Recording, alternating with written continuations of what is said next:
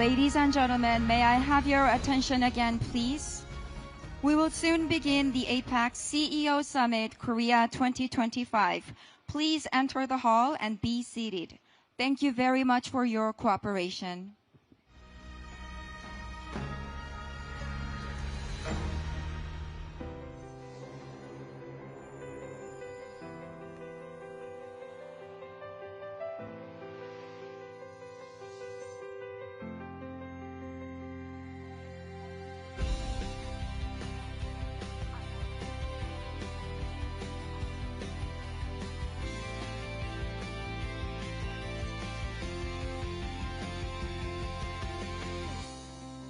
The key to unlock the age of AI, SK.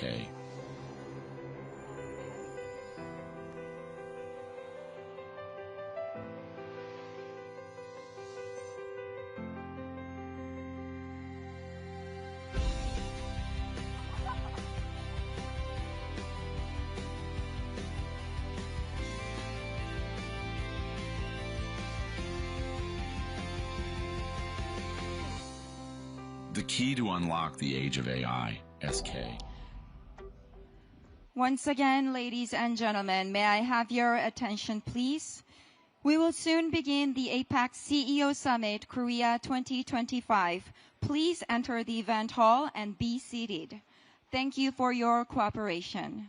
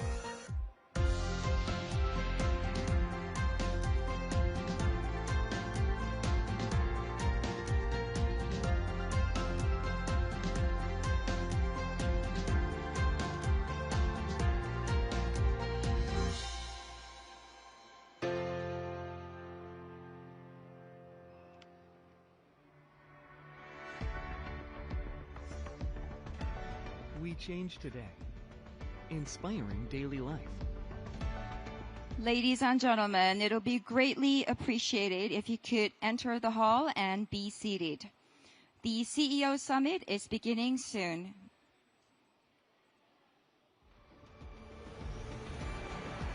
Change today, create tomorrow. Lotte.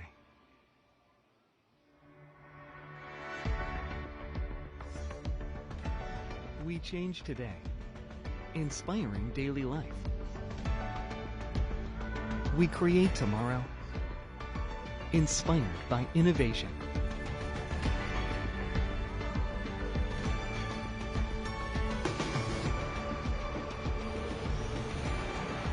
Change today, create tomorrow. Lotte.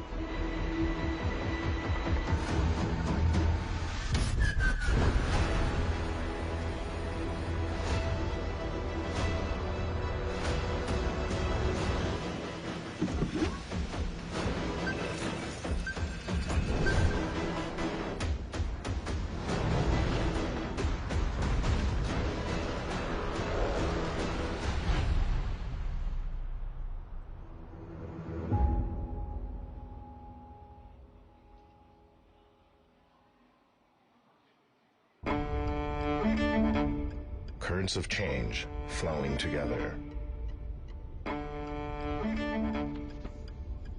they converge into a powerful oasis of technology. Like innovation, like progress.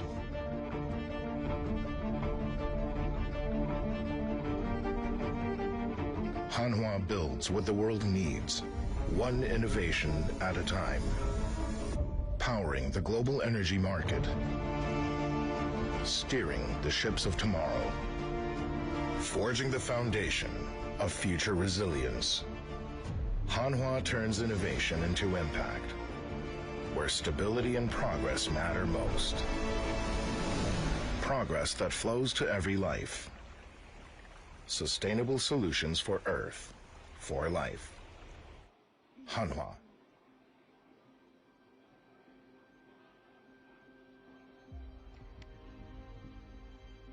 Ladies and gentlemen, thank you so much for your cooperation. The APEC CEO Summit Korea 2025 is about to begin. Please enter the hall and take your seat.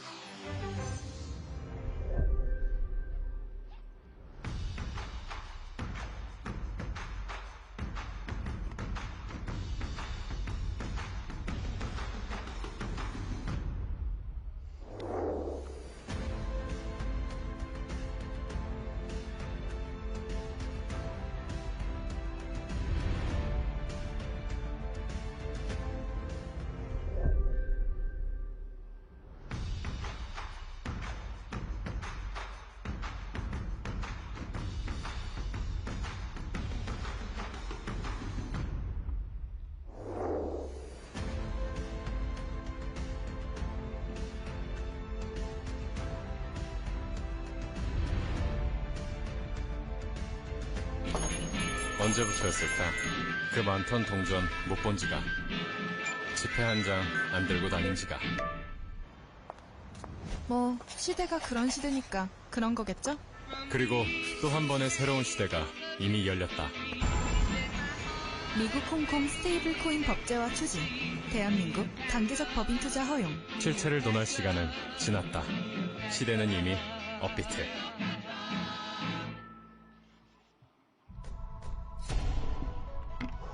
국가대표 대한민국 1위로 머물러선 안 된다. 국가대표 한계를 넘고 또 넘어야 한다. 지금 여기 세계란 무대에서 국가대표란 이름으로 국가대표 디지털 자산거래소 업비트.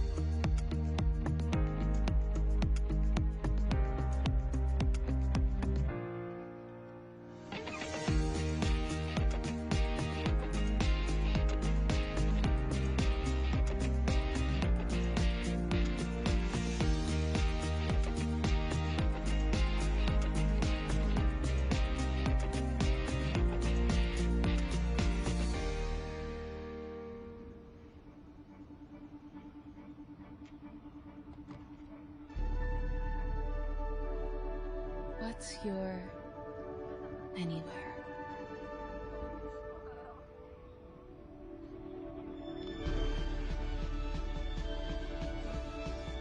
Where we fly you isn't really where you're going, is it? Anywhere is possible.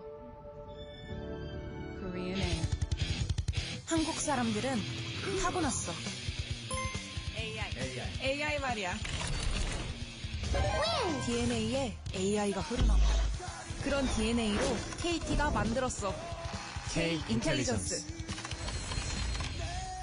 어려워도 방법을 찾아내고 뭉치면 강해지고 꿈을 현실로 바꾸는 한국적인 AI. K라는 이름이 가장 빛나게.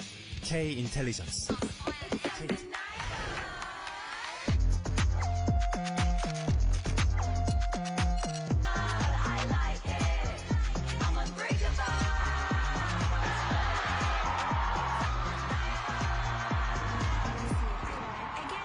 We live in a future of endless possibilities.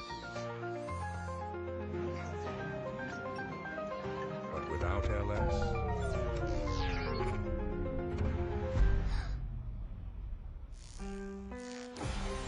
LS protects the future.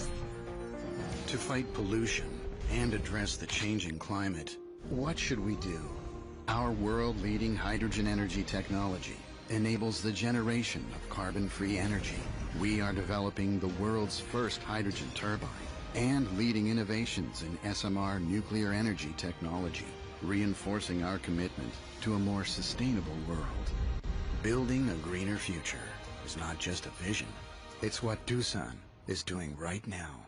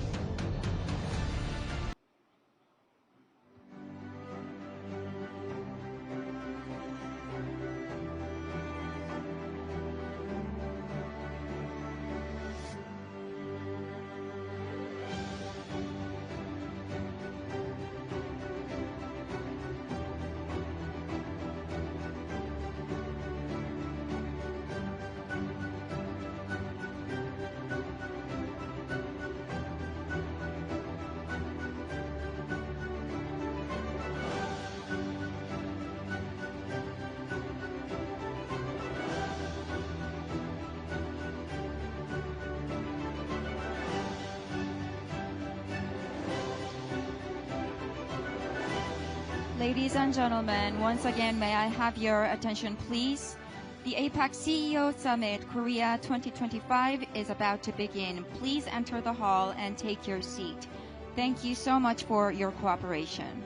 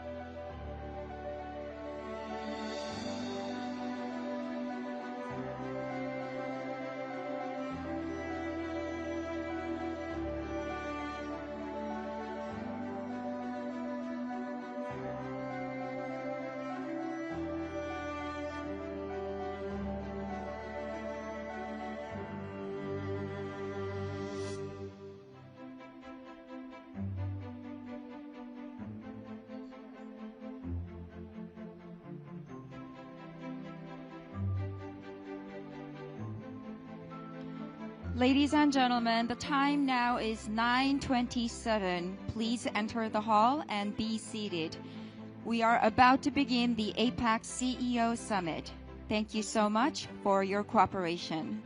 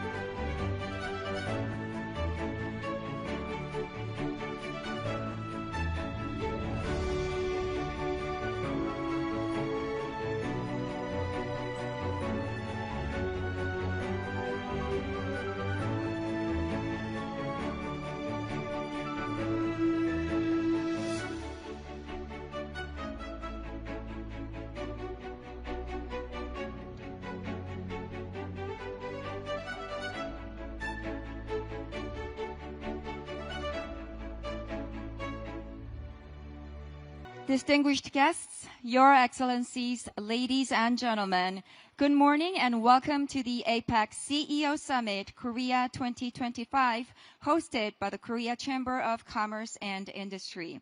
We are truly delighted to have all of you here today in this beautiful city of Gyeongju. My name is Hyunmo An, and I am tremendously honored to serve as your Master of Ceremony at such a significant gathering.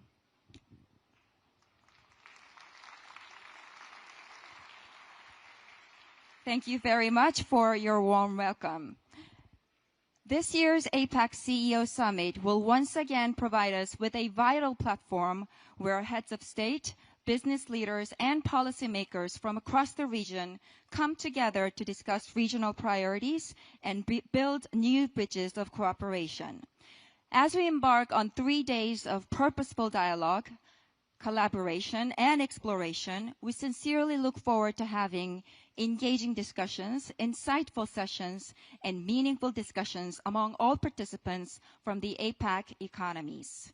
Now, without further ado, I would like to officially commence the APEC CEO Summit Korea 2025.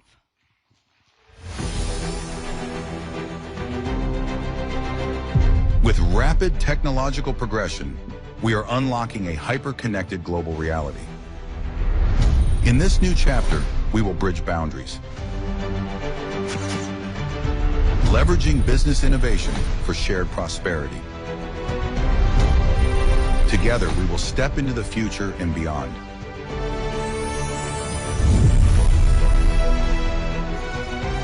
Paving the way to a sustainable future. APEC CEO Summit Korea 2025.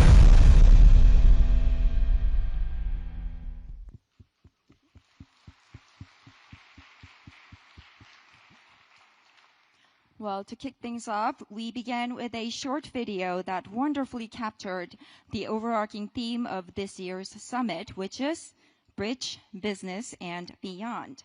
And keeping this vibrant opening spirit alive, it is my great pleasure to invite our opening speaker, the chairman of the APEC CEO Summit, Korea 2025. He's the chairman of the Korea Chamber of Commerce and Industry and chairman of SK Group 2.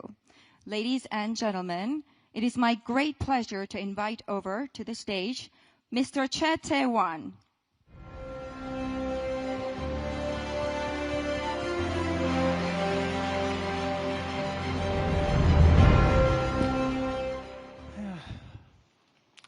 Good morning, everybody. Ladies and gentlemen. This is your host, Choi Tae-won. So many of you participated to welcome dinner last night, and I really appreciate your participation at there. But I'm your host, and I'm also the chair of the 2025 the APEC CEO Summit. First of all, I warmly welcome the business leaders and the delegation from the APEC to Gyeongju, a city of 1,000 years of history. Many of you had really a long trip, especially those who crossed the Pacific Ocean. They must be at a jet lag. So even though you are a little tired in the morning, so I'm really wanted to focus on this real good event. Let me tell you my little story. And a year passed since the gavel was handed over to me in Peru. The time I had as spending and preparing and waiting to welcome you has felt as long as 1,000 years. Little exaggeration. But I hope the next 3 days will be a truly precious time for all of you. And some of you might ask me, and I really get those kind of questions, why Gyeongju? Why not Seoul? The capital city of the Korea is a Seoul. So most of you know as well, Seoul is a kind of representative of the Korean cities. But let me tell you a little story of the Gyeongju. 1,000 years ago, the Gyeongju was the city of the Silla dynasty, a kingdom of flourishing, the most in history of the Korean peninsula. So back then, Gyeongju was a hub of trade and international relation and culture and scientific technology. Yeah, it was a Silicon Valley in the East 1,000 years ago.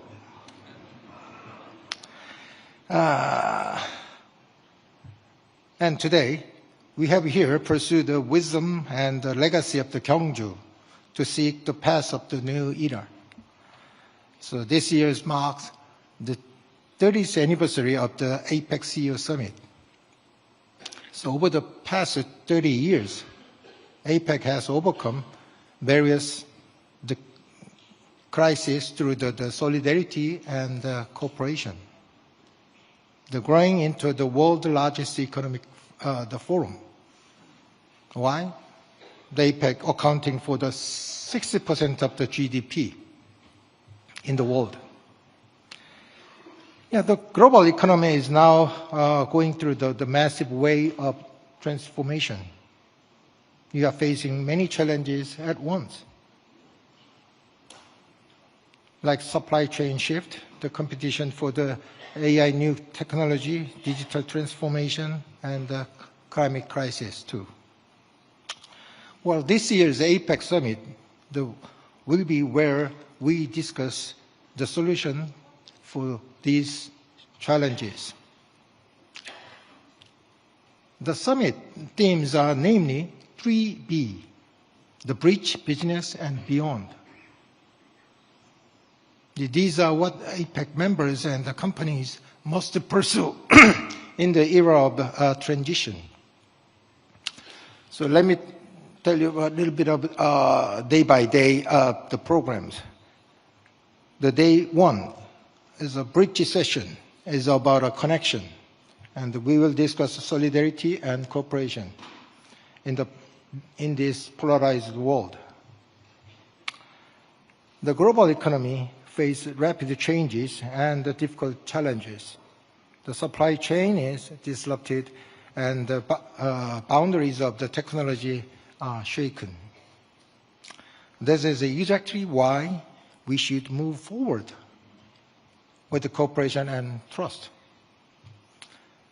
The deepening trade and the investment ties, the technology partnerships, and growing the commerce between the across APEC members, have been fundamental to our prosperity. So day two, the business session, will be about the implementation through the innovation.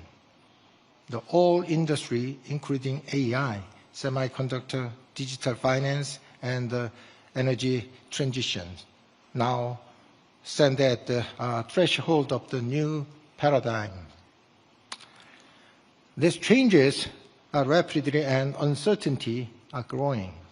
But window of opportunity is here. So when the member economies and the companies open the new path through the innovation and walk those paths with the trust, APEC can truly become the community of action. On day number 3, the focus on beyond, we will talk about sustainable tomorrow.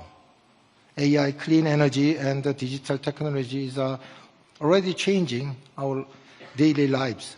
However, the true progress lies not the development of the technology, but in the future of people. So when tech and human and the economy and the environment move in harmony, so we can build the foundation for the coexistence of future generations. So companies must go beyond to create job and profits. that they must design a future with the government and society to achieve sustainable development. That's on day number 3. Now, ladies and gentlemen, the APEC CEO Summit is not only just a forum for discussion, it is a platform to action and a new starting point for the cooperation. And not just that the one nation or the one company, but all APEC member economies and the businesses act. Maybe time's up.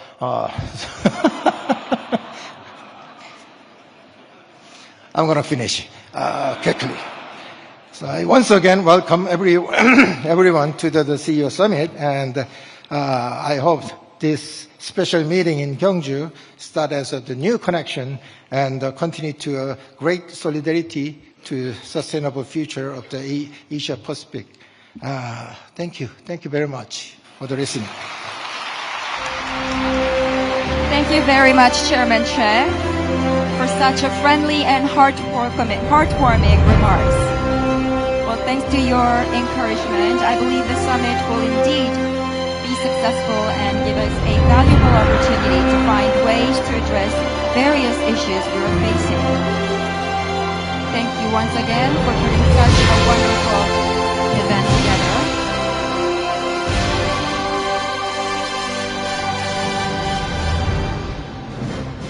Again, ladies and gentlemen, please join me in giving Chairman Che another big round of applause.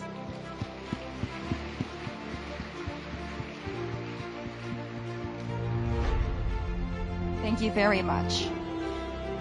Distinguished guests, we will now proceed with a very special address. It gives me tremendous honor and privilege to introduce today's first special speaker. Ladies and gentlemen, please welcome His Excellency Lee Jae-myung, President of the Republic of Korea.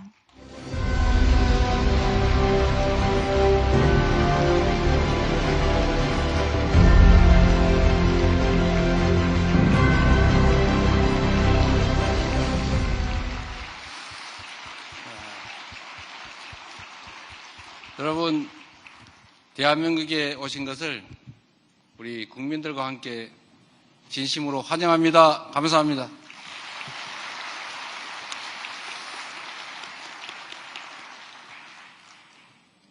바쁜 시간을 내서 이 CEO 서밋에 함께해 주신 각국의 경제인 여러분, 대한민국 경주에 오신 것을 다시 한번 진심으로 크게 환영합니다. 반갑습니다. 조화와 화합의 정신으로 번영을 일궈낸 천년 신라의 고도, 이곳 경주에서 여러분을 맞이할 수 있어서 참으로 기쁩니다. 이 뜻깊은 행사를 성대하게 준비해 주신 존경하는 최태원 회장님, 그리고 관계자 여러분께 깊은 감사의 인사를 드립니다. APEC이 지난 36년간 걸어온 여정은 협력과 연대로 공동 번영을 이뤄낼 수 있다는 것을 보여준 눈부신 우리 대한민국은 앞으로도 경제 성장과 발전의 경험을 아낌없이 나누는 선도국가로서의 역할을 마다하지 않겠습니다. APEC의 미래를 책임질 청년 인재 육성에도 힘쓰겠습니다. 올해 8월 대한민국은 APEC 미래 번영 기금을 설립하고 100만 달러를 기여하였습니다. 청년들의 지식 교류와 디지털 역량 강화는 물론 인구, 환경 문제 등 핵심 과제에 관한 연구, 창업 지원과 기술 훈련 등 5대 중점 분야를 우선 지원할 예정입니다. 신라의 화랑 제도가 젊은 인재를 육성하고 통일왕국의 시대를 열어냈던 것처럼 APEC의 미래 인재 육성 프로그램이야말로 지속 가능한 성장과 공동 번영의 초석이 될 것입니다. 존경하는 경제인 여러분, 우리 대한민국은 예로부터 다양한 것이 한데 어울리며 아름다운 화음을 이룬 조화의 정신을 중요한 민족입니다. 최근 전 세계적 열풍을 일으킨 K-팝 데몬 헌터스에서는 K-팝 아이돌과 팬들이 강력한 연대로 어둠을 물리치는 혼문을 완성합니다. 위기와 불확실성의 시대일수록 하나 되는 연대와 협력이 우리 모두를 더 밝은 미래로 이끄는 비결입니다. 이 자명한 진리는 지난 겨울 5세계 응원봉으로 내란의 어둠을 몰아낸 우리 대한민국의 K-민주주의가 증명한 것이기도 합니다.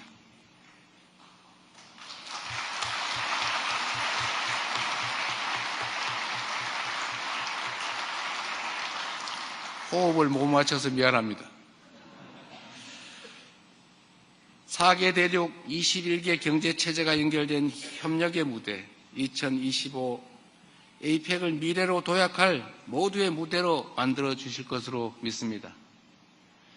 전쟁의 빚더미에서 산업화를 일궈내고 역사의 구비구비마다 민주주의를 지켜내온 우리 대한민국의 역사가 그리고 오늘의 우리 대한민국이 여러분에게 위기를 헤쳐갈 영감과 용기를 선사할 수 있기를 기대합니다. 고맙습니다.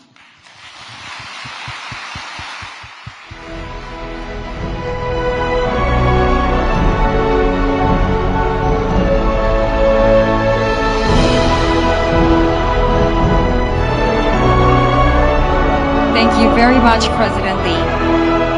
From now on, we would like to begin our first session on global economic issues and challenges.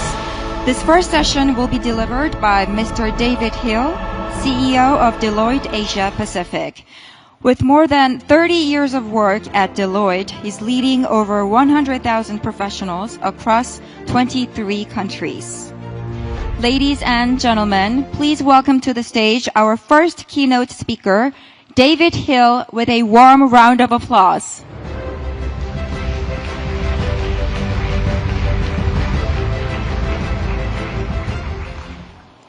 Well, good morning, Mr. President, distinguished guests, colleagues and friends. It's a great privilege to stand here before you at this wonderful summit as the knowledge partner of the APEC 2025 Summit. The Republic of Korea is a truly remarkable nation whose transformation stands as a defining story of our era.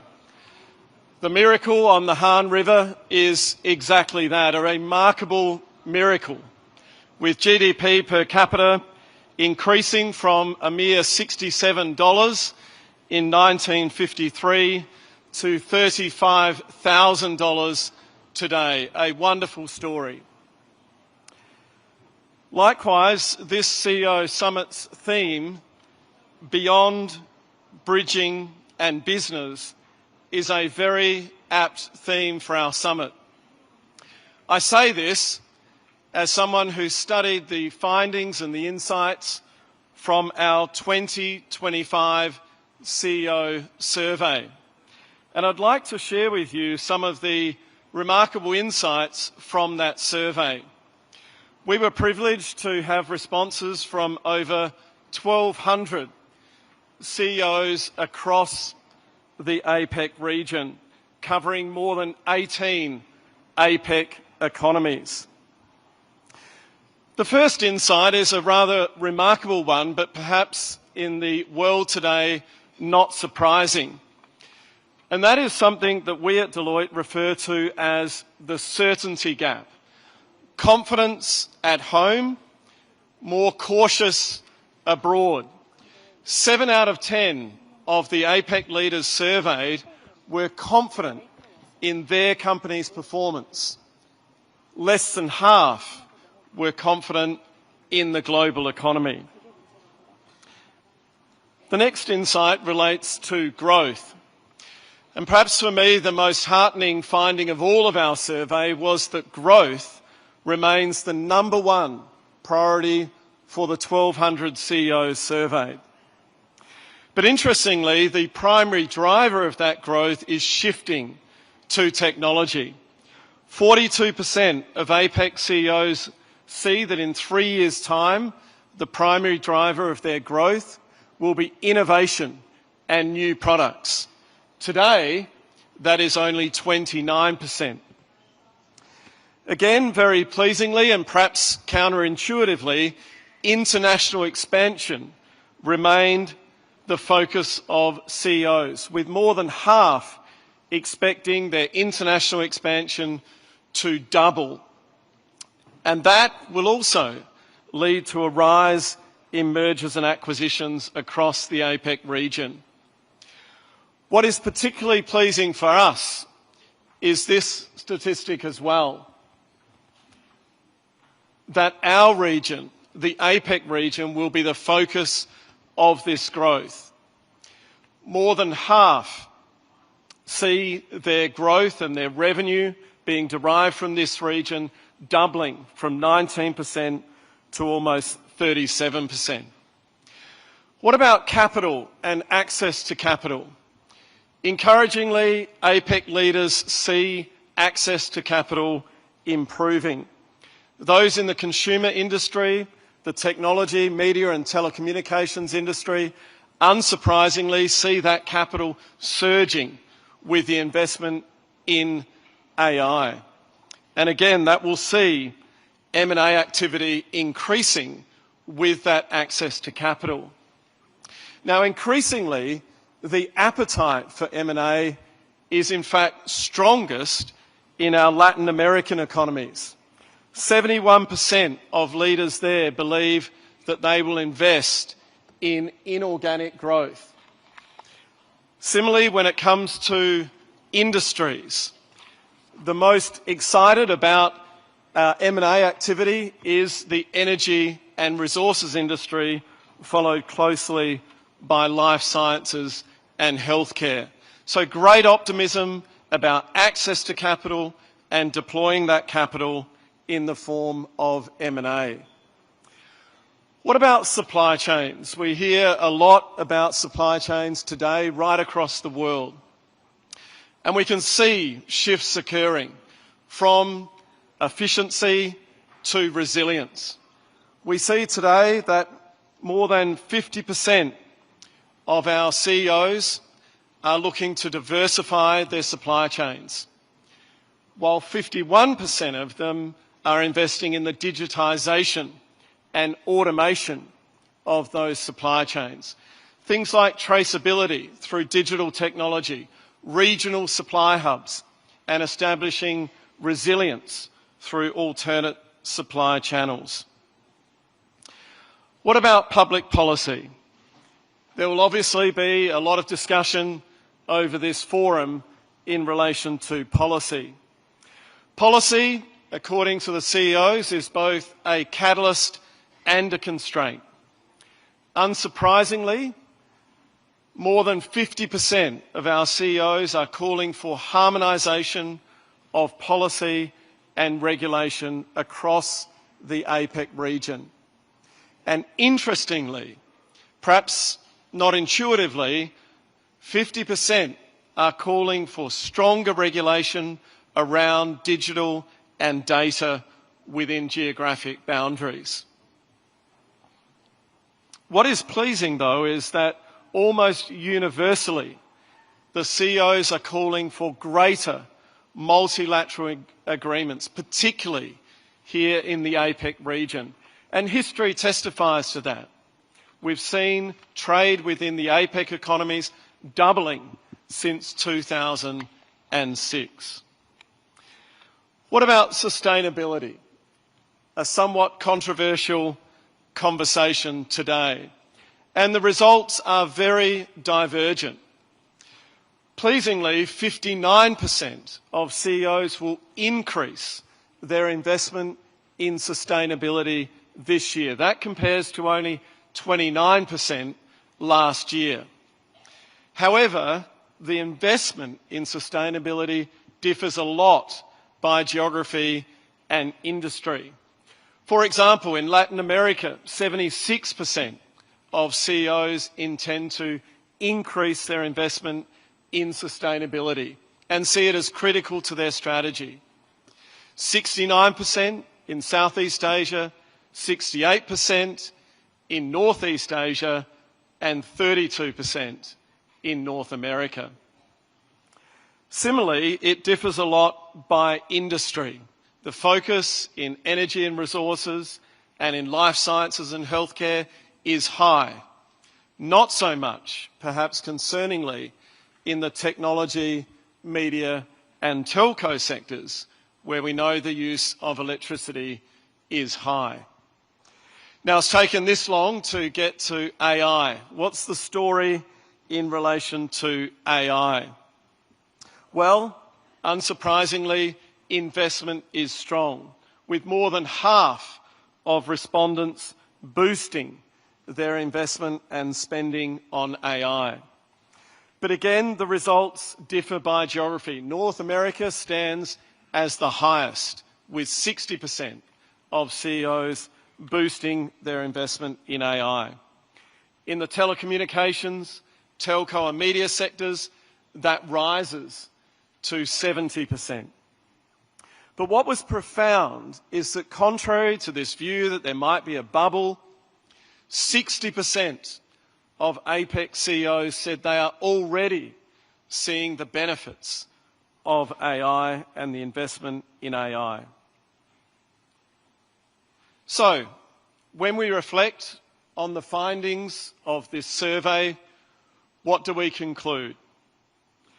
We conclude that it is one of optimism. Our CEOs across AP are what we call visionary realists. They're ambitious but pragmatic, and they're dexterous. They're growing whilst cutting.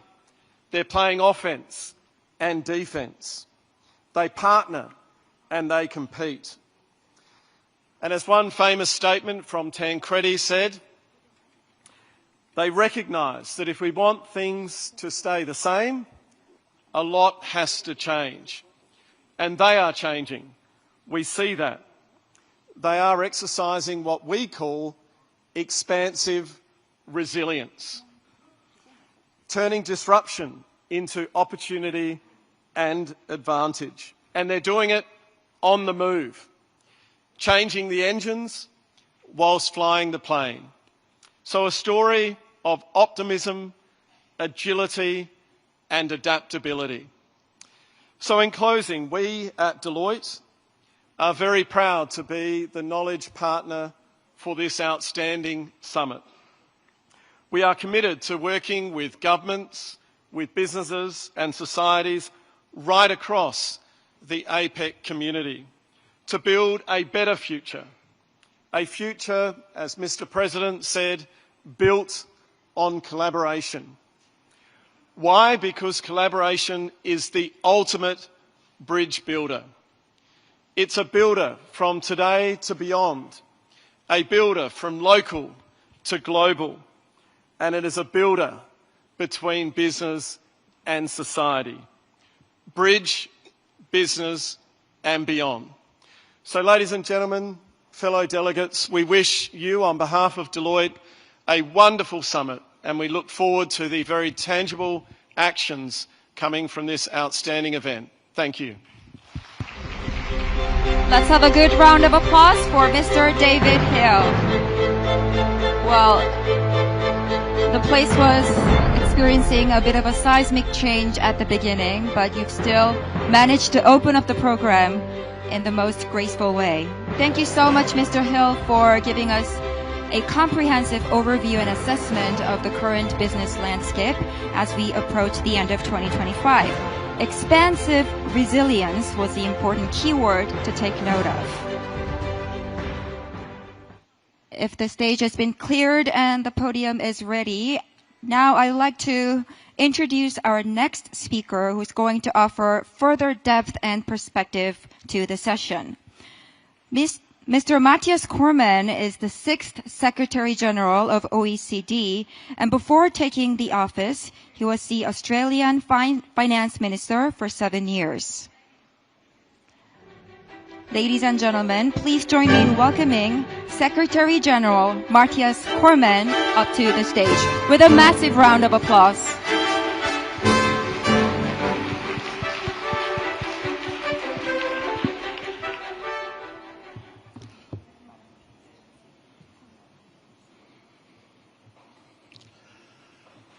Good morning, everyone. Dear Mr. President Lee Jae-myung, Chairman Chai Tai-won, our host, Excellencies, distinguished guests, colleagues, friends all. Thank you very much for the invitation to share the OECD's perspectives on global economic challenges and policy measures to address them. The OECD's most recent economic outlook shows that despite high policy uncertainty, the global economy has continued to be remarkably resilient throughout the first half of this year, with annualized GDP growth of 3.2%. We project global growth to soften slightly to 2.9% next year, though downside risks to this outlook remain significant.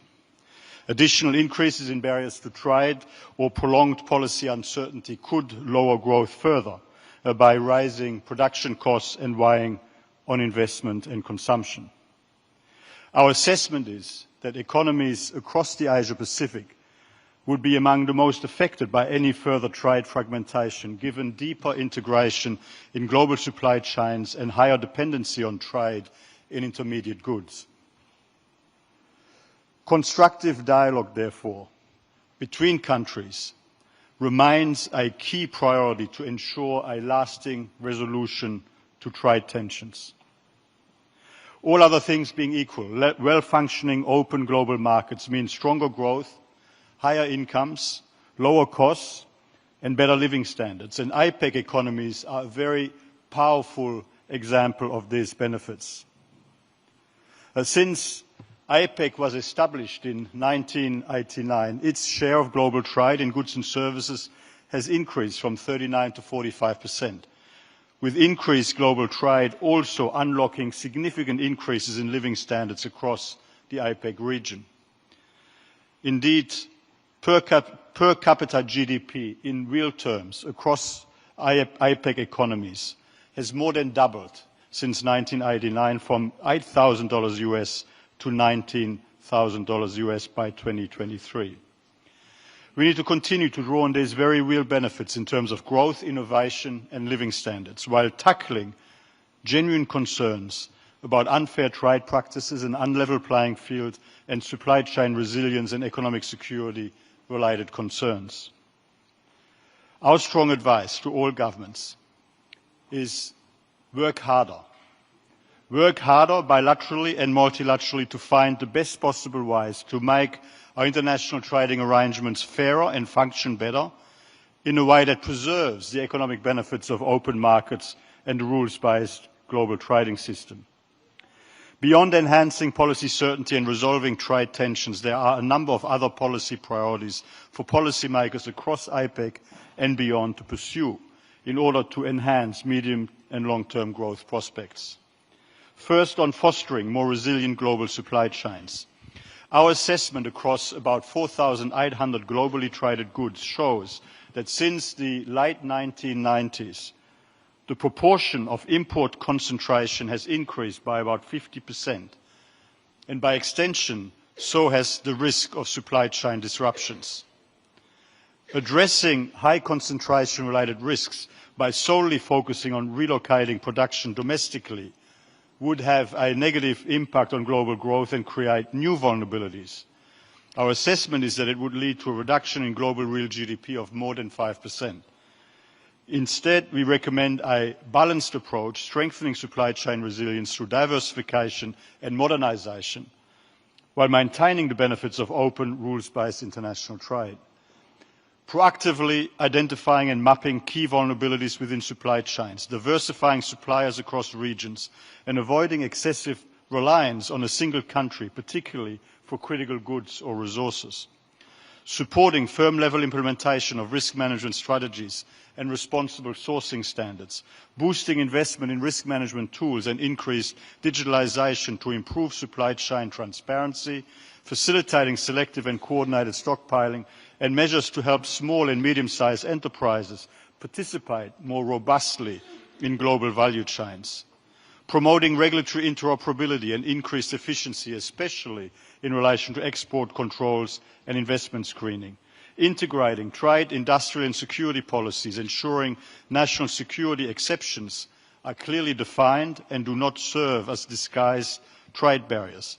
Policy responses should indeed be proportional, evidence-based, and aligned to avoid fragmented responses that could undermine resilience. And very practically, strengthening trade facilitation tools to eliminate choke points at borders and lowering barriers for services underpinning supply chains, such as transport and logistics services. Second, on unlocking the full benefits of artificial intelligence for productivity. We estimate that even in a scenario of slow adoption, AI will contribute between 0.2 and 0.4 percentage points to annual labour productivity growth over the next decade.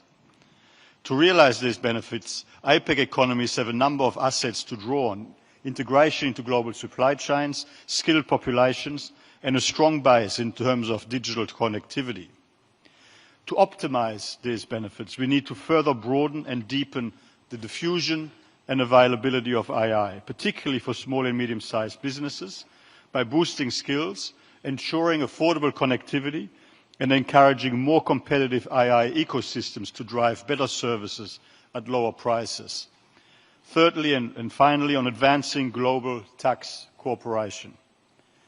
International tax cooperation provides businesses with the certainty they need to invest and compete, while preventing double taxation and no taxation, and alleviating the need for counterproductive unilateral measures. The OECD has a long history of advancing effective international tax cooperation, most recently with the two-pillar solution, including the global minimum tax. 71 jurisdictions around the world have already enacted or have taken concrete steps towards enacting legislation implementing the global minimum tax. In June, G7 countries adopted a proposal on the way forward for the side-by-side operation of the United States global minimum tax framework and the OECD G20 inclusive framework on base erosion and profit shifting, now subject of further discussions. The OECD will continue to support the global community in these discussions to build a fair and sustainable consensus to preserve the gains that have been made and ultimately to secure a lasting, mutually beneficial deal which will be good for growth and opportunity around the world moving forward. In conclusion, we are navigating a challenging global environment, but we do have the policy tools to help businesses operate, innovate and grow by strengthening our supply chains, unlocking the benefits of AI and promoting international tax cooperation for greater certainty and stability. We look forward to working with all of you towards these goals, leveraging data and evidence-based analysis to foster cooperation with APEC economies and beyond for strong, sustainable and inclusive growth. My very best wishes for further productive and successful discussions here at this APEC CEO Summit, and thank you again for giving me this opportunity to make a few observations. Thank you very much, Secretary General, for such an in-depth presentation. It has definitely laid the necessary groundwork for our 3-day journey.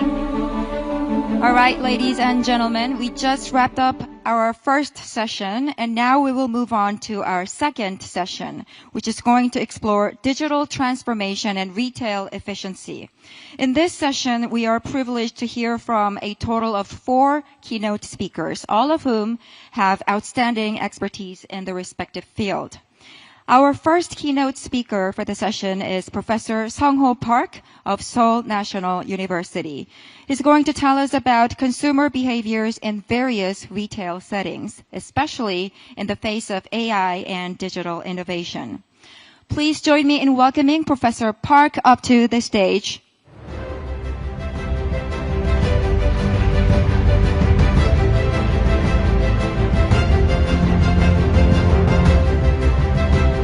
Do we have Professor Park? Professor Sung-ho Park? The stage is ready for you. Thank you. Thank you.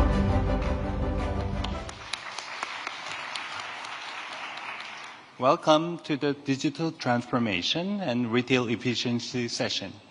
My name is Professor Sung-ho Park from Seoul National University Business School, and I'm honored to serve as this session chair. The importance of retail is rising in the age of AI and digital transformation, mostly because of the power of data.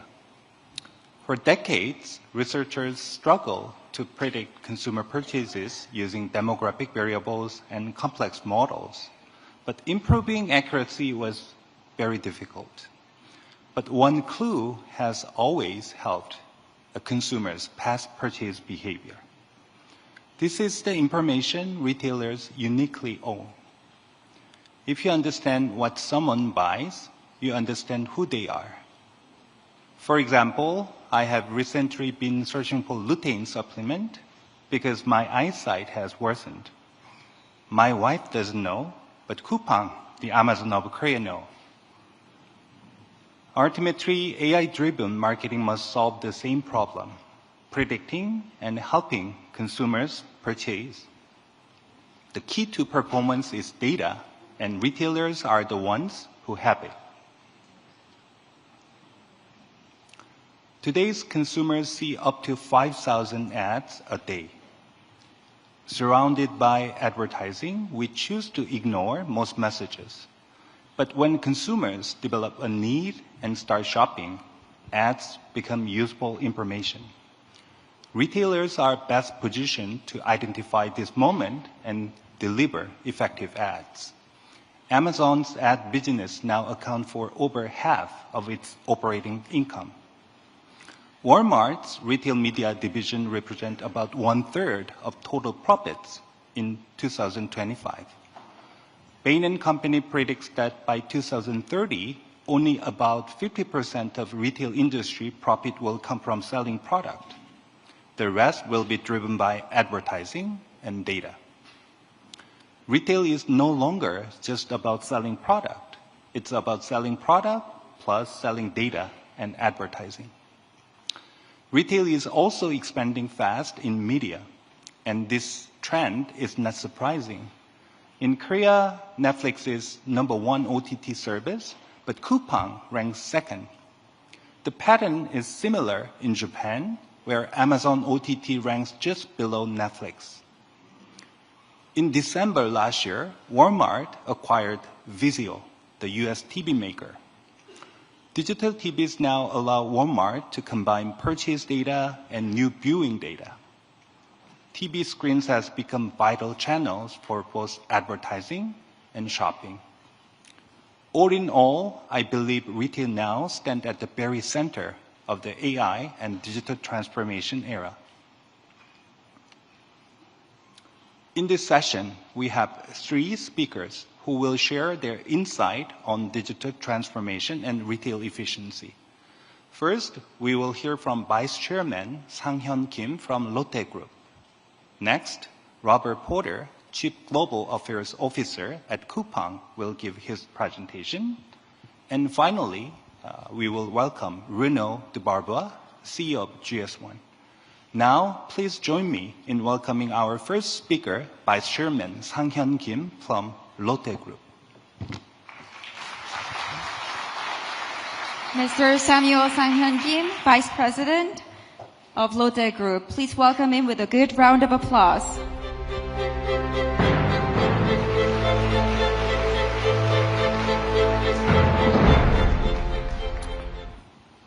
Good morning.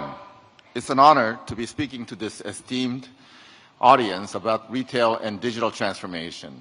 While this topic will immediately make us think about the rapid rise of e-commerce, there are also significant changes and breakthroughs happening across physical stores as the digital technology is helping to reinvent and improve, not replace, offline retail. While the e-commerce growth is impressive, physical stores still account for over 70% of retail sales in Asia. With Asian customers rapidly rising their purchasing power, they're also seeking greater in-store experience, personalization, and value when they're shopping in person for luxury, fashion, grocery, and appliances. Digital transformation is providing retailers with the opportunity to turn retail from just shopping transactions to superior shopping experience.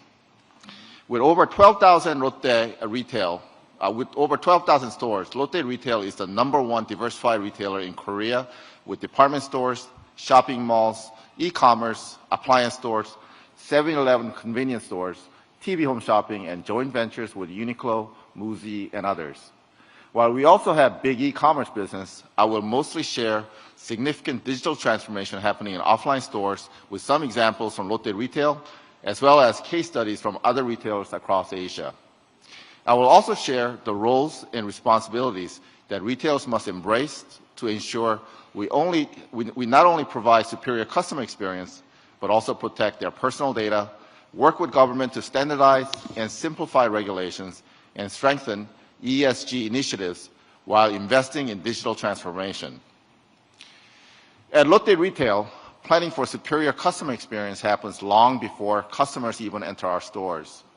At Lotte Mart and supermarkets, we're using AI-based infrared cameras in our distribution centers, sorting fruits and vegetables to check for highest sweetness levels, right sizes, and product quality, while another area is checking for fat level on our meats so that customers can trust they are picking the best fresh produce and meats every time they shop. Given the significant rise in tourists in our department stores and shopping malls, we have installed AI shopping assistant kiosks where we can answer any questions and suggest shopping options in more than a dozen languages. At bottled bunker wine and liquor stores, we have developed AI sommelier who can help customers choose and buy any wines for any food and restaurant preferences. At our Lotte Hi-Mart appliance stores, we have developed 3D designed for every apartment complex in Korea so that we can help our customers design their kitchens, living rooms, bathrooms, etc. with right appliances and see it virtually to help with their purchase decisions. In the grocery stores, many retailers are executing smart carts, which can help customers shop better by providing navigation, instant coupons on their preferred brands, act as personal shopper to provide product and sales information, and help them check out without standing in line for a cashier. Since the advent of unmanned stores that Amazon has pioneered, Asian convenience has continued to take it to the next level by leveraging AI cameras and smart sensors, facial recognition payment systems, and inventory robots to help with stock levels. Uniqlo is executing not only self-checkout, but by leveraging the RFID technology, customers do not even have to scan the products in the basket to pay for their choices. Another major transformation that is driving retail is the Retail Media Network, or RMN. While RMN is very well penetrated within e-commerce, with smart cameras, sensors, and heat maps, we're implementing screens in the stores and shelves. We're able to deliver customized advertising that will drive higher sales while generating the customer data and analysis to improve our planograms and customer experiences. Retailers are also able to monetize these data with their vendors so that they can execute right advertising at right time with right customers. While the biggest focus is driving superior customer experience, we're also investing in digital information and transformation to improve operation efficiency and deliver cost savings. Most retailers are all working to install digital planogramming and shelf tags to be able to create optimum category management, change prices with ease and timeliness, manage inventory in real time via AI-based sensors and digital analytic tools. These operational data are also helping the retailers do more effective staffing deployment as well as create higher efficiencies in the way we work. Digital transformation is driving not only what retailers do, but also how we do it. There are three major reasons. Shopper expectations are changing rapidly. Customers no longer distinguish any lines between online and offline. They want omni-channel experience in which they can seamlessly flow from one channel to another. They are coming to stores to stimulate their senses through interactive kiosks, smart mirrors, personalized offers, and frictionless checkout. Second, retailers can also improve operational efficiency through the application of AI-based tools and digital data collection. IoT sensors for refrigeration, humidity, and lighting have increased shelf life of perishable goods, more comfortable shopping environment, and inventory management leading to 30 to 40% reduction in food waste and energy savings. And finally, labor and cost pressures are accelerating retailers to look for new ways to improve. Given the rise of agentic AI and robotic technologies, retailers are improving back-end efficiency from improving demand forecasting to stock management as well as strengthen their negotiation capabilities. By reducing labor costs in supply chain management, retailers can have more team members to interface with customers. As the retailers invest and adopt digital transformation for their physical stores as well as online, there are also key challenges that we must address to ensure that digital transformation ultimately rewards both retailers and customers with better shopping experience. Specifically, first, we must manage data privacy and security at the highest standards. As we collect more personal and behavioral data, it is important that all retailers practice same highest standards of personal data protection and transparency so that we never violate the trust that customers provide us. Second, we need to work closely together as industries and governments to ease and/or standardize regulations so that customers can enjoy shopping in their products in-store and online. Customers are now moving from offline to online and across country borderlines with ease and no distinction. As more Asians travel broadly, they're exploring and wanting products from beyond their borders. Cross-border commerce will rapidly rise, and governments and retailers must work together to better meet customers' needs to shop for products from anywhere. Third, we need to leverage digital technology to improve sustainability. As Asian economies continue to advance, consumers are becoming more aware of the potential environmental impact and the role that retailers can play, from carbon footprints, food source and security, and reducing packaging and food waste. As mentioned above, digital transformation in AI sensors, infrared cameras, data collection, etc., will all allow us to collect and leverage data to help protect our environment better. In summary, retailers in APEC can also significantly improve in-store customer experience and business results by harnessing the digital transformation. Ultimately, customers will always seek out human interface.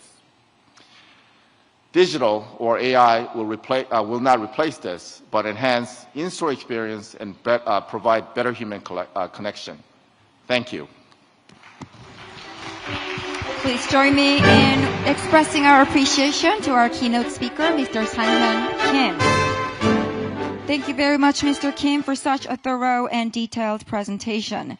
Well, the retail industry is evolving faster than ever, and it's just given us a deeply specialized analysis on the current retail evolution. We have yet another retail giant on the lineup. Please welcome our next speaker, Mr. Robert Porter, Chief Global Affairs Officer at Coupang. Please welcome Mr. Porter with a big round of applause.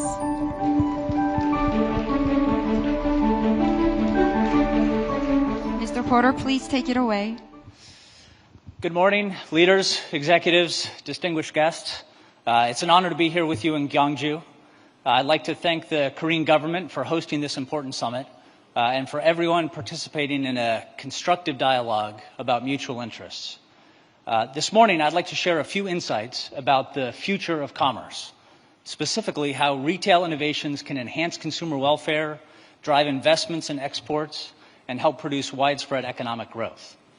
By way of background, Coupang is a Fortune 150 U.S. technology company headquartered in Seattle and listed on the New York Stock Exchange, with corporate offices across North America, Europe, and Asia. We serve customers in over 190 economies worldwide, but with a particular focus here in APEC, including our host economy, Korea. This year, we ranked number 2 on Fast Company's list of the world's most innovative companies, largely for the ways that we've embraced artificial intelligence, machine learning, and advanced robotics in all of our offerings. We've devoted many billions of dollars to developing cutting-edge technologies and bringing American AI advances to the APEC region across a broad range of services, including retail, restaurant and grocery delivery, video streaming, fintech, export facilitation, and GPU as a service. But first, I'd like to share some retail innovations. The traditional fulfillment and logistics chain is a slow, multi-party process with seven separate handoffs, from manufacturer to distributor, from local courier to terminal. This introduces a great deal of friction, inefficiency, and wasted capital into the system. At Coupang, we scrapped this outdated model and integrated the entire journey into a single 4-step operation from initial sourcing to the final doorstep delivery. A fully integrated end-to-end logistics system enables an unparalleled customer experience. From an apartment here in Gyeongju, if I place an order on my smartphone by midnight, the items will arrive at my front door before 7 a.m. the next morning.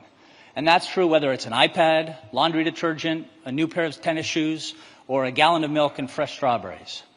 We do this by using AI throughout the process to anticipate, analyze, and act at every turn. Our innovations are rooted in answering three basic questions. First, prediction. What do customers want? Machine learning forecasts demand so we can forward deploy millions of products to fulfillment centers closest to likely customers before orders are even placed. Second, optimization. What's the perfect path? The instant an order drops, our AI evaluates millions of variables, inventory locations, sorting paths, route sequences, delivery routes, to calculate the single fastest, most efficient fulfillment process. Third, automation. How can we achieve ever greater efficiencies? This led to our adoption of driverless forklifts, sorting robots, and automated guided vehicles in our facilities, all leveraging AI-optimized logic. I hope a short video will bring these innovations to life.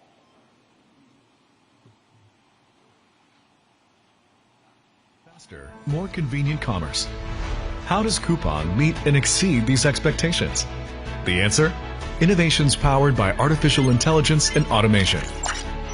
Machine learning estimates order volume to stock inventory even before customers place an order. The AI also decides which shelf items should be stored and by which route items should be picked up. The AI continuously makes calculations to shorten routes while increasing efficiency. That's not all. The shelves move themselves to where our employees are, and items are sorted immediately by delivery destination, orchestrating the work of humans and AI. From the order items should be loaded on trucks to optimized routes, the AI guides everything. Despite millions of items being ordered every day, dawn and same-day delivery is possible without missing a beat. Our culture of relentless innovation fuels growth and continuous improvements for our customers. Coupang is the future of commerce. Coupang. To those who believe such automation and innovation represents a threat to employment or favors big companies in major cities, Coupang's experience has shown that the opposite can be true. While harnessing AI, we've become the #1 job creator here in Korea and are now the economy's second largest private employer, behind only Samsung Electronics, providing employment for many tens of thousands of workers. And our advanced logistics have produced growth across the economy, especially in underserved rural areas. 75% of our SME partners, 85% of our logistics infrastructure, and 95% of our delivery and fulfillment employees are located outside of Seoul. This is just one way that advanced technology can create and distribute opportunity across an economy. Such innovation also drives international commerce. Over the past decade, we've been a leading source of U.S. foreign direct investment in Korea, Chinese Taipei, and other APEC economies, producing both domestic growth and regional economic expansion. These investments have likewise helped open markets and increase trade flows. In particular, Coupang has become an export engine for U.S. goods, taking billions and billions of dollars worth of American products and American agriculture to customers in Asia each year. Bringing U.S. innovation to APEC and forging technology partnerships throughout the region not only helps advance America's global AI leadership, it also helps address persistent trade imbalances by boosting exports of U.S. services and especially U.S.-produced goods. AI-driven retail innovation can also level the playing field for small and medium-sized enterprises. Coupang's technologies and global scope enable our 300,000 SME partners to access new customers and entirely new overseas markets that they never otherwise would have been able to reach. Whether it's Carlson Labs wellness products from Illinois selling to new international customers in Asia and beyond, or local farmers here in Korea able to get their watermelons from farm to family table on the same day, Coupang's innovative services empower SMEs to grow much faster than their peers. Now, reaping the rewards of this sort of retail innovation requires a favorable policy environment. Given the lightning-fast pace of development, it's critical that regulators take a light-touch approach and remain flexible as technology advances. Most important, regulatory enforcement must be transparent, consistent, and based on rigorous economic analysis.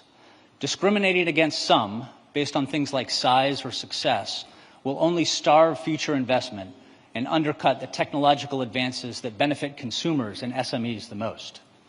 Especially in the context of current trade negotiations, now is the time for APEC economies to remove non-tariff regulatory barriers and curtail discriminatory enforcement. In partnership with APEC governments, Coupang will continue to help lead the way with AI-driven innovations that benefit consumers, create jobs, empower SMEs, drive investments in exports, eliminate trade deficits, and promote widespread economic growth. Thank you very much. Thank you very much, Mr. Porter, for helping us broaden and deepen our discourse. It's been extremely inspiring to hear from these retail experts in person, and we've got one more speaker who's also expected to lay out a number of practical ideas to the session. From the Global Standards Organization, everyone please welcome Mr. Renaud de Barbois, CEO of GS1.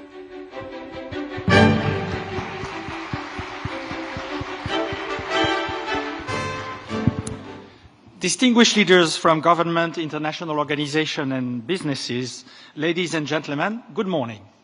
It is a privilege to address you today, and my sincere thanks to APEC and to the Korean Chamber of Commerce and Industry for inviting me to share GS1 perspective on the future of retail. GS1 is the international not-for-profit standards organization behind the barcode. I'm here to discuss how we can build trust and efficiency through collaboration. Digital transformation offers tremendous opportunities for retail. By using new technologies, data, and artificial intelligence, we can make shopping easier for consumers, improve how business run, support sustainability, as well illustrated by the two previous speakers. Digital tools can also improve product safety and make trade more efficient. Yet, to realize these benefits, trading partners need to share data, quality data across the entire value chain, from farm to manufacturers to retailers to consumers, and across the entire circular economy, reuse, repair, recycle.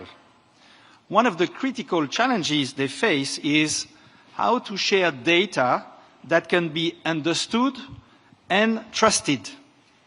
Without trusted data, none of those opportunities can be fully realized.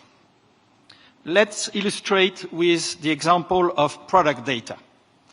Consumers are expecting more and more transparency about products. Businesses are working together more closely on supply chain, sharing data to improve how they operate.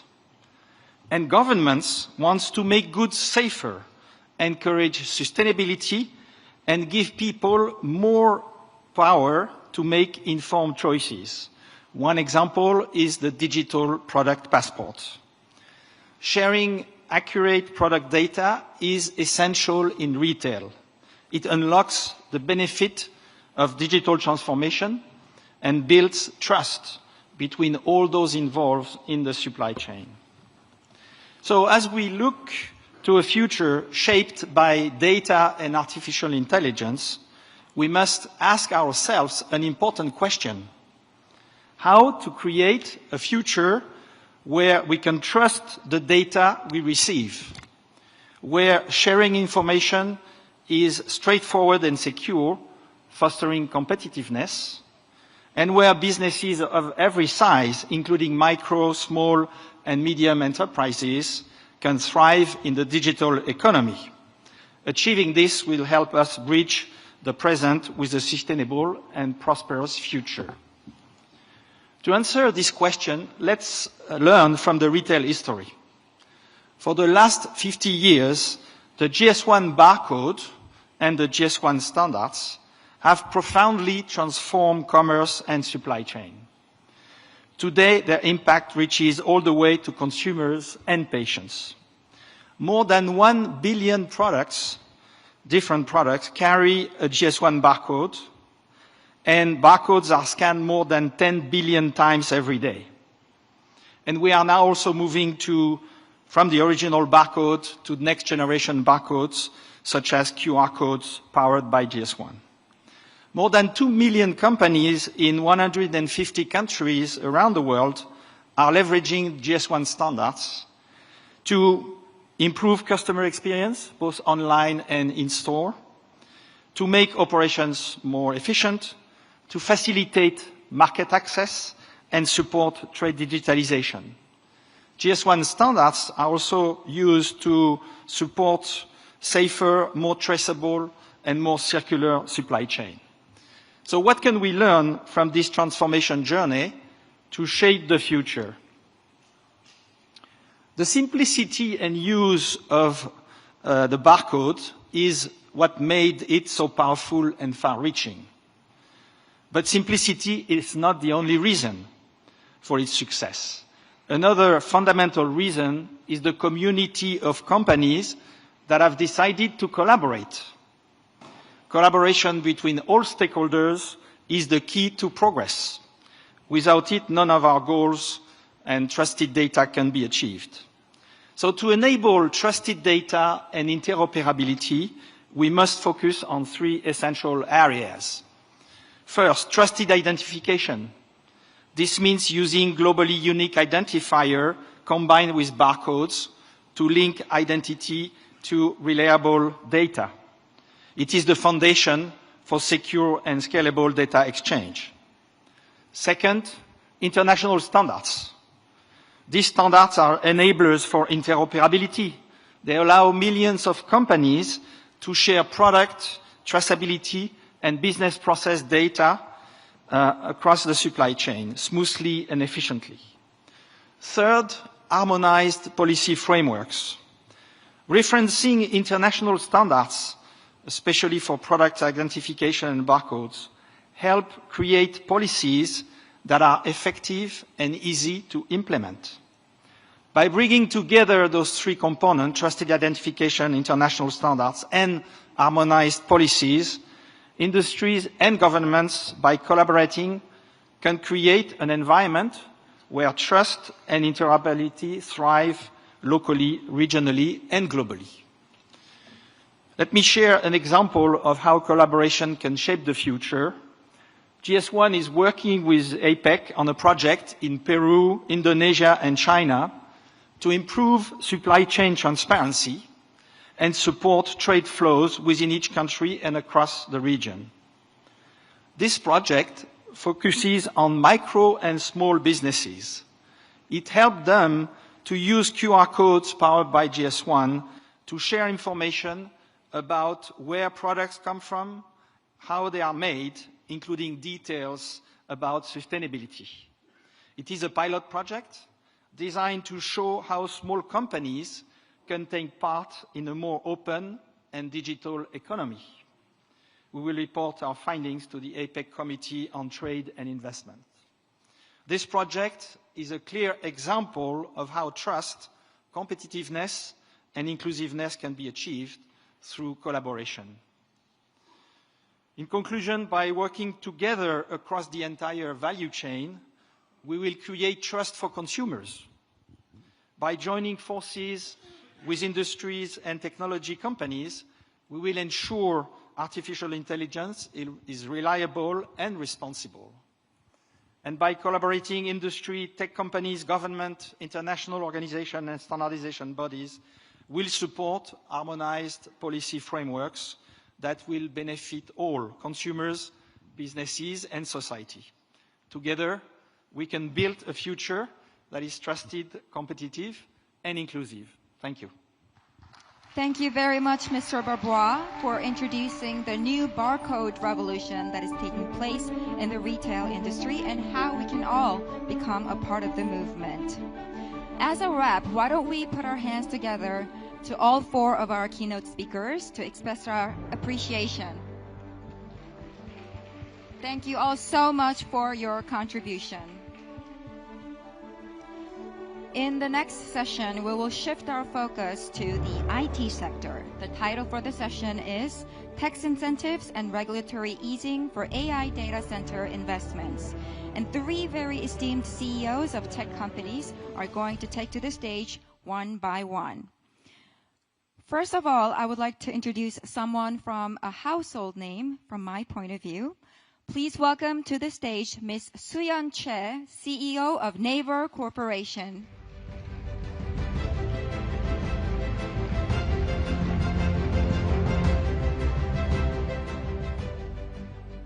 Good morning. I hope you are not hungry yet. Good morning. I'm Soo-yeon Choi, CEO of Naver. I'm grateful to be part of this meaningful event with leaders from the APEC region who are making joint effort for the AI era.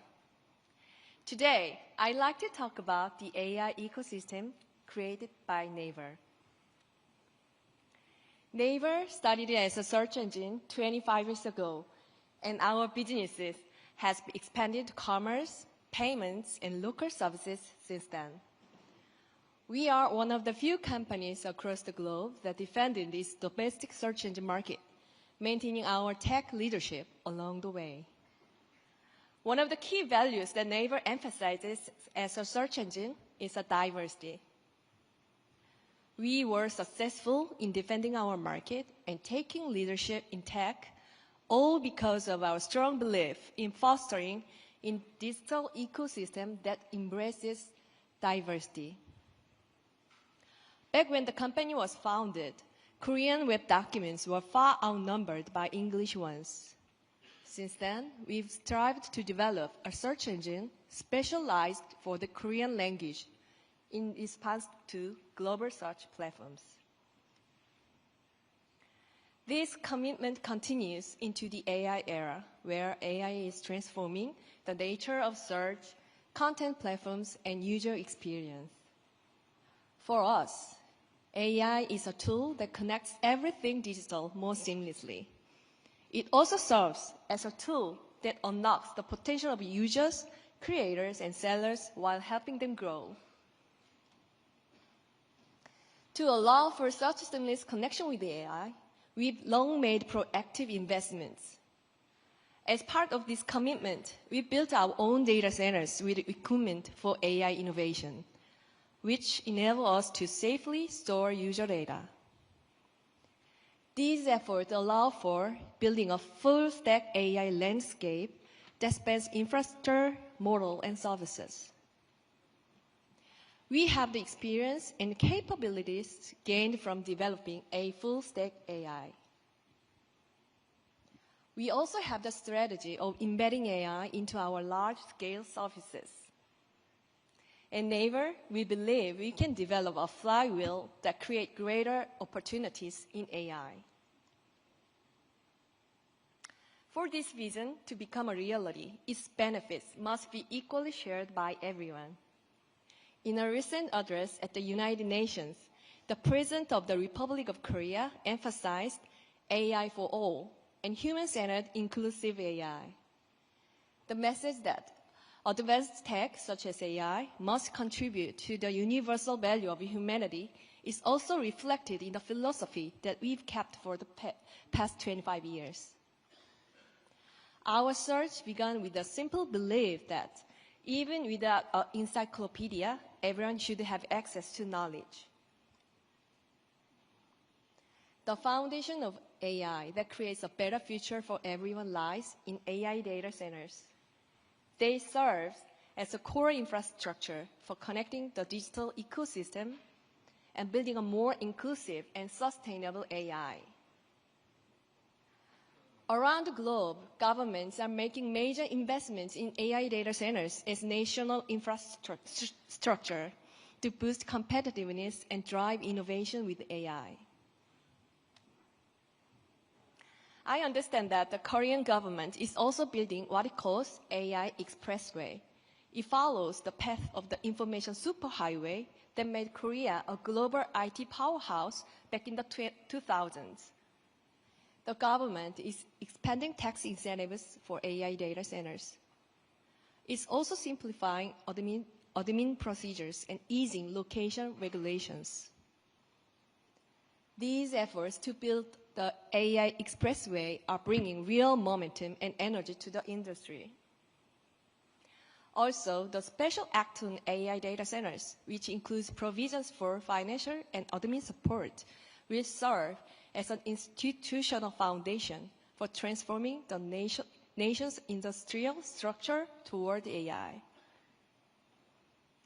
The active effort by the governments and the National Assembly are expected to lay the foundation for AI for all and human-centered inclusive AI.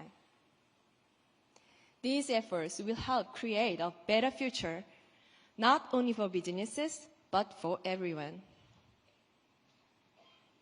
AI is becoming a tool that seamlessly connects the digital ecosystem, but its true value depends on trust and cooperation.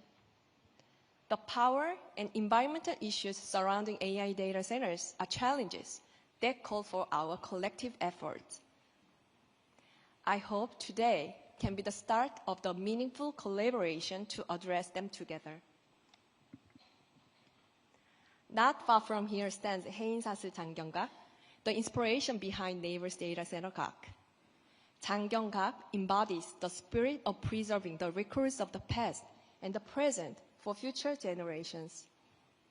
Carrying on that spirit, we aim to ensure that each nation's unique culture and diversity can also be part of AI ecosystem to be passed on to the future.